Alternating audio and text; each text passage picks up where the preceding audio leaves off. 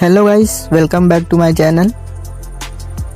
तो इस टाइप की फुल एडिटिंग तो आपने इंस्टाग्राम या फेसबुक पे देखी ही होगी, काफ़ी ज़्यादा वायरल होती है, अच्छे खासे रीच भी मिलते हैं। तो आज मैं बताने वाला हूँ कुछ इस टाइप की full editing step by step.